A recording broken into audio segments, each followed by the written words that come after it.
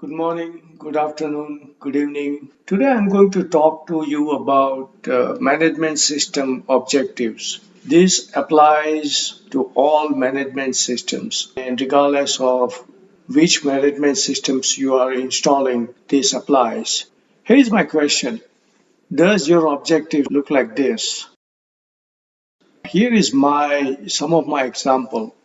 My policy states that we shall do internal audits and management reviews once a year, and Ingrid is responsible. Policy, procedures, service level agreement, and customer contracts reviews will be conducted once a year, and Oliver will be reviewing that. I'll take one more example. Number of vulnerability assessments will be conducted once a month, and Ken is responsible. So point in case is these are my key process indicators and these are my objectives. The objective is that we need to do this.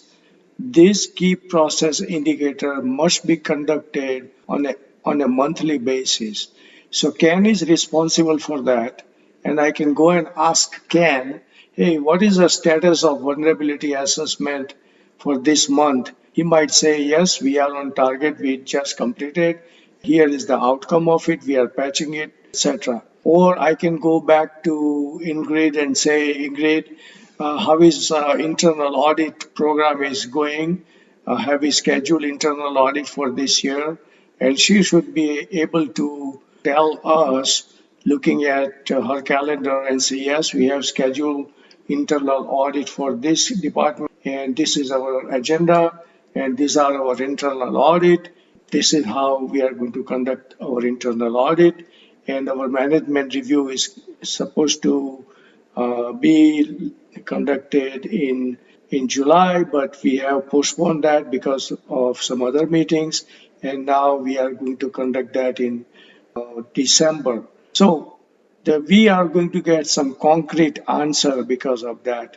We are meeting the objective.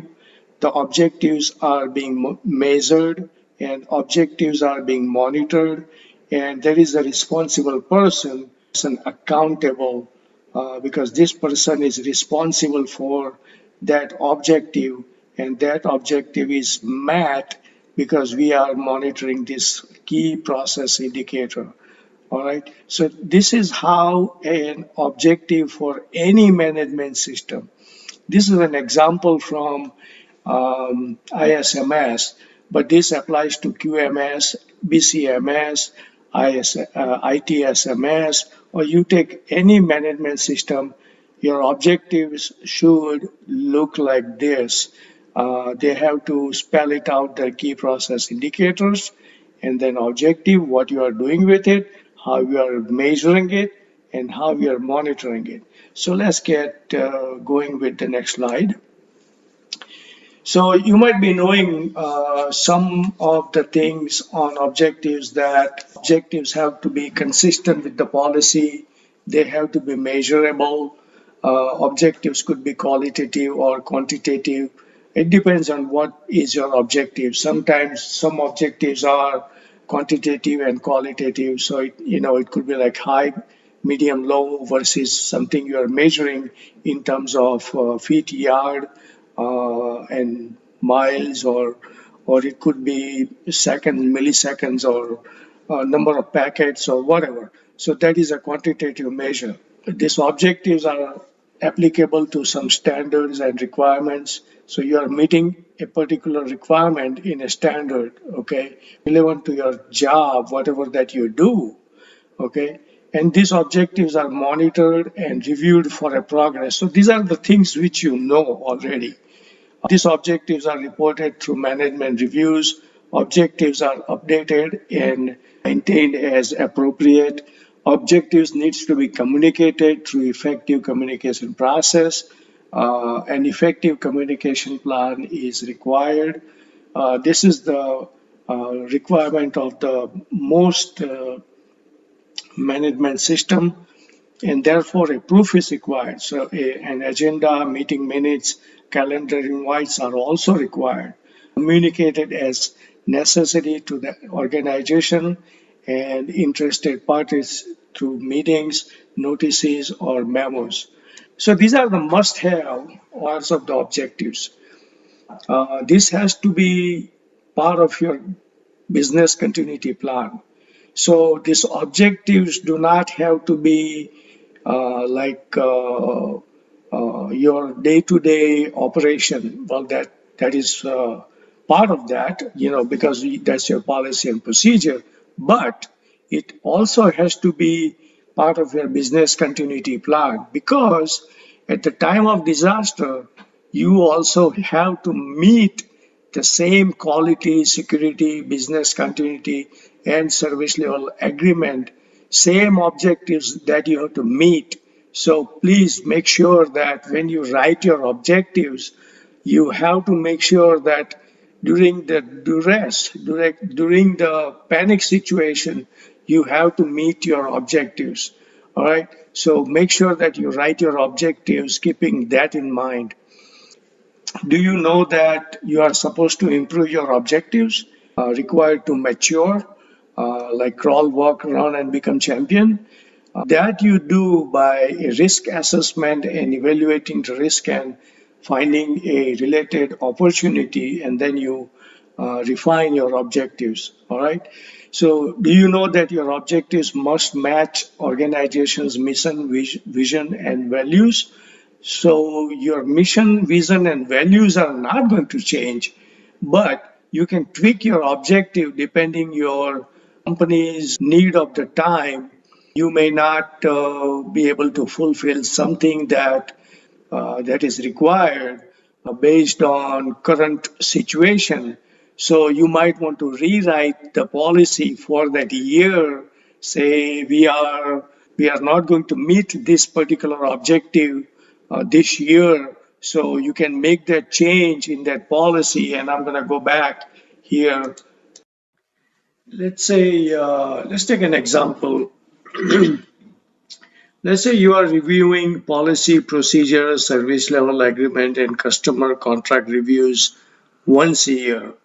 But due to a situation, you are going to conduct that biannually, meaning twice a year, because Oliver is sick and he cannot come to work, or something got changed.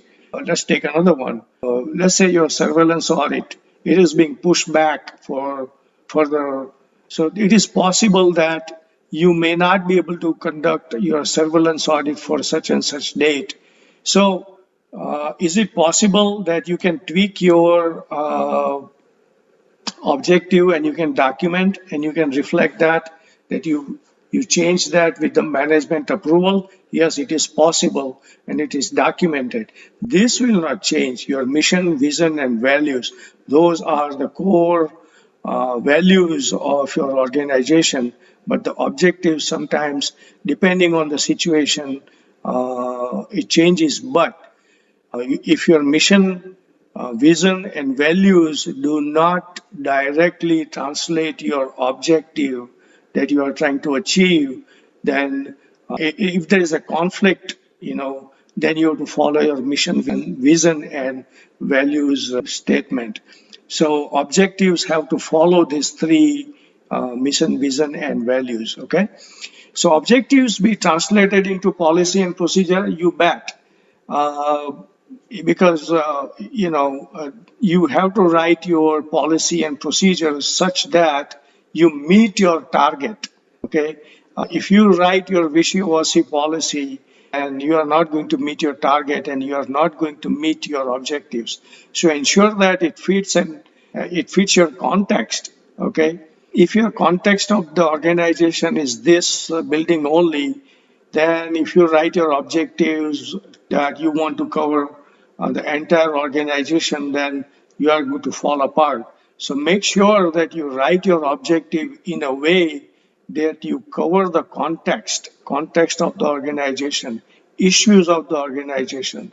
Like I said earlier, because of the issues, you are not going to fulfill your objectives, then you tweak your schedule and you write your policy in a way that, look, this year we are not going to handle that.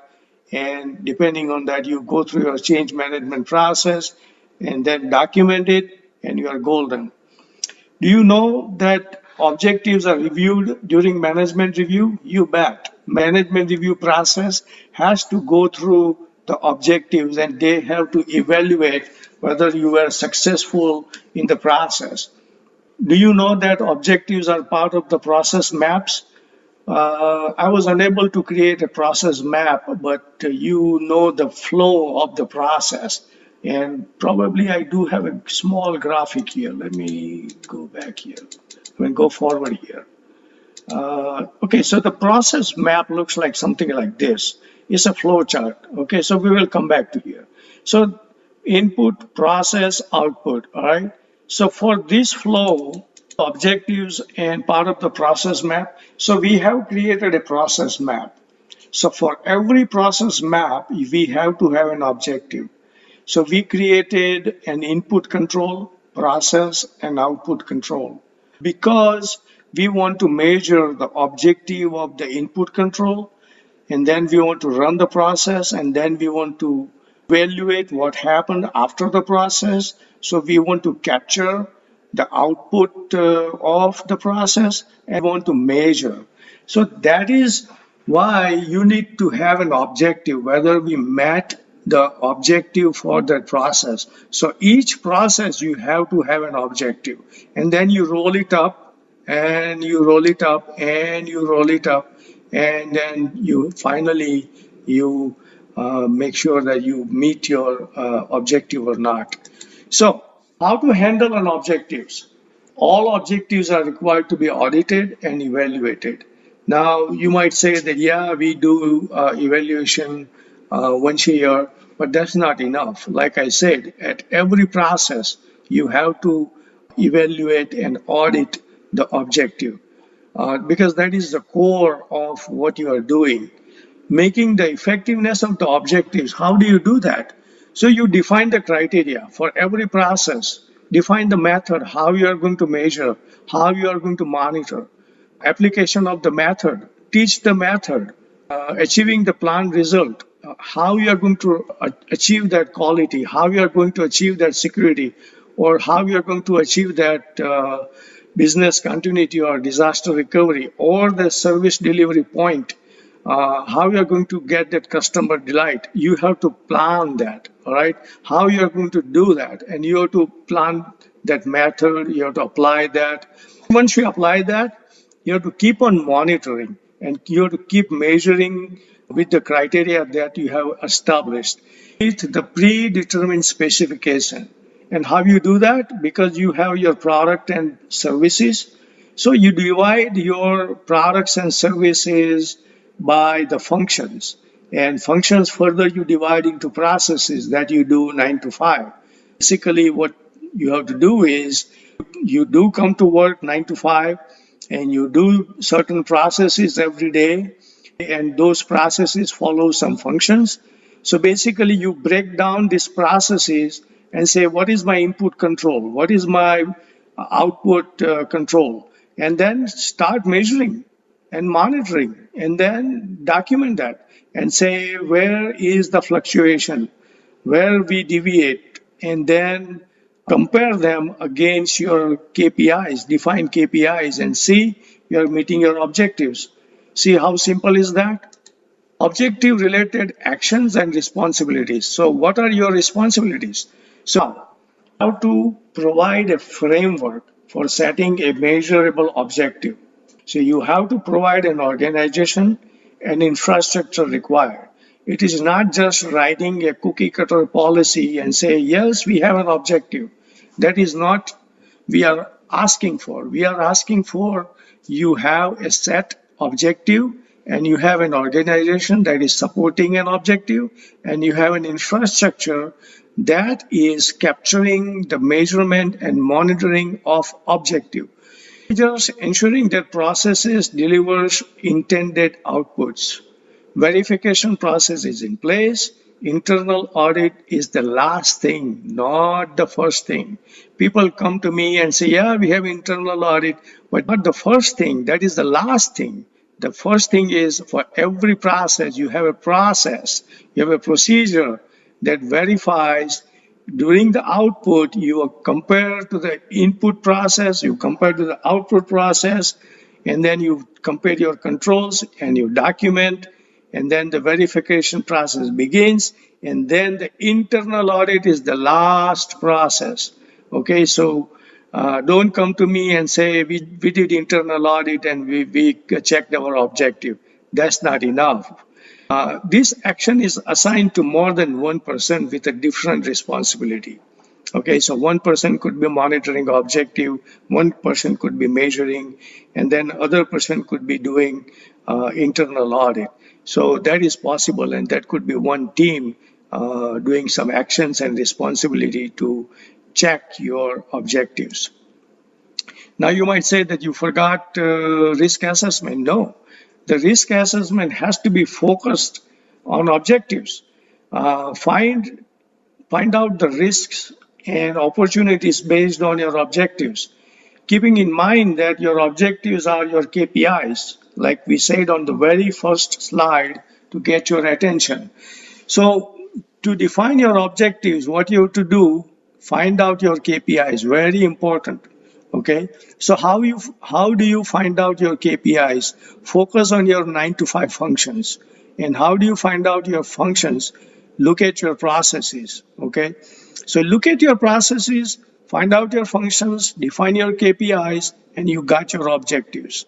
Very simple. Is that simple or what? And once you find your objectives, find a purpose to prevent non-conformities. How do I not get a finding on that? All right. So non-conformity come from asset, entities, processes. So it can come from anywhere. So you want to avoid all this thing. And then you want to identify opportunity for improvement, for the customer satisfaction or achieving an organization's objectives. So basically, this is what you are trying to do. You are trying to, any vulnerability that you find, and you want to fix that. All right. So we have not forgotten the risk assessment. The risk assessment is also covering the objectives. I'm saying that risk assessment is based on your objectives. Can you modify your objectives? I think we touched this subject earlier. Yes, you can. And you have to cover that using your strategy meetings, management reviews, internal audits, and you evaluate your objectives, design your objectives based on customer satisfaction reviews, product deliverable, as well as service delivery meetings. For example, you might say that, look, we need, and I'm just giving you a rudimentary example, we need a second firewall, but we cannot bring that second firewall today. But during the Christmas vacation, we should be able to do that.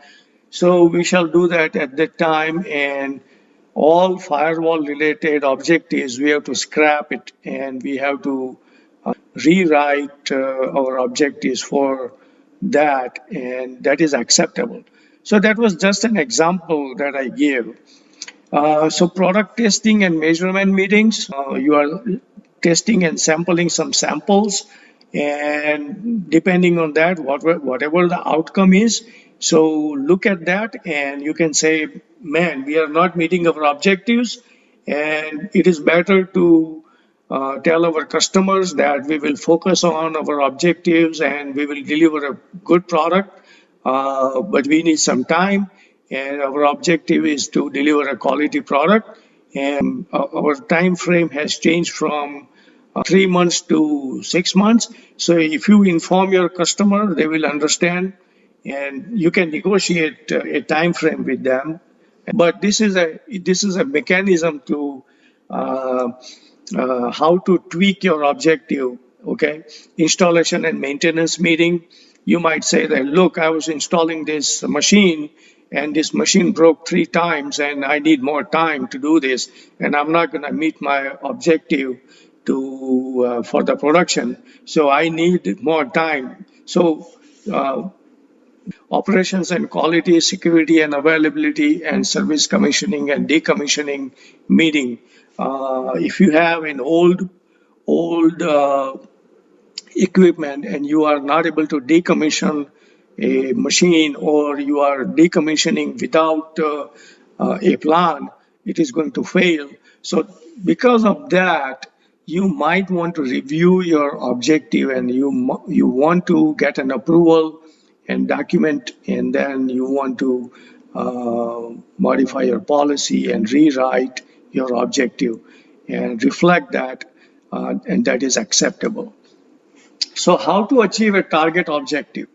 So determine the required inputs from each processes. So you have to plan the input, determine the required output, expected output by stakeholders and customers. So you have to have a meeting with your customers, your stakeholders. So it is like an old programmer's habit that, hey, what do you want? So show me the report, how the report should look like, and then they reverse engineer the whole thing, and then they design the data structure.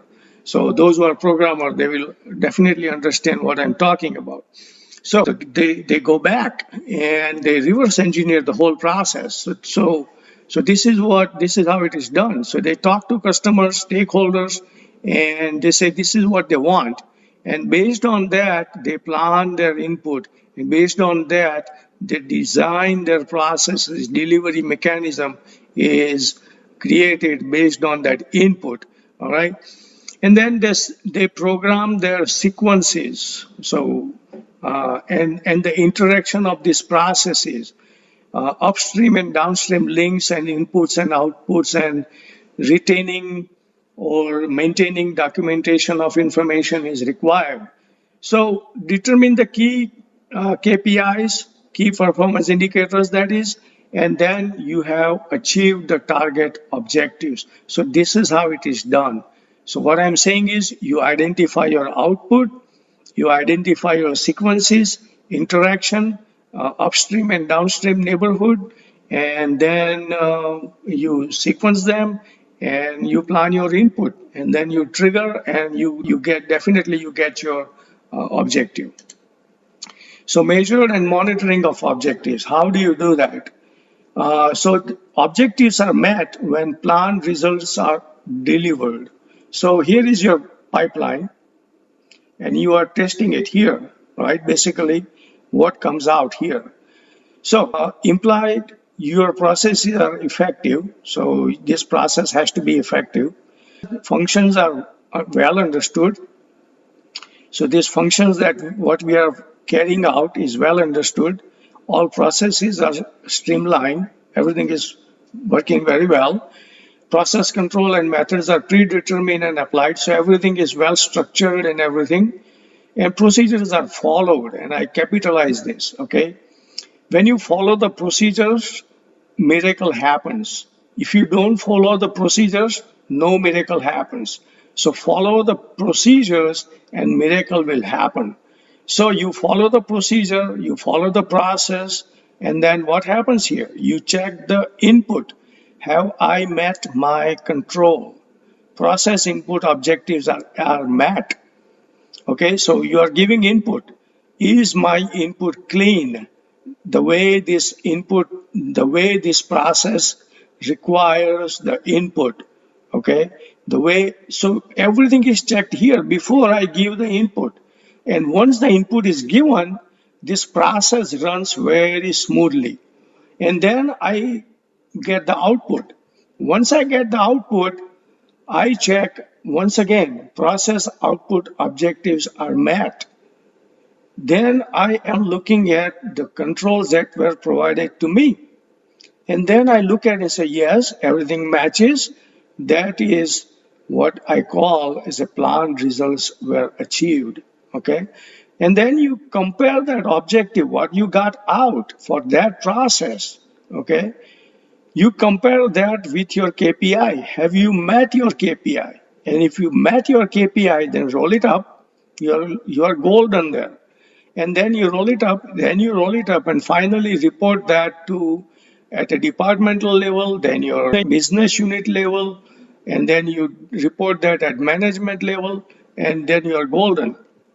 So review them in your management review and check them in your audits, all your audits. I didn't specify internal audit, in all your audit, internal audit, your certification audit, etc.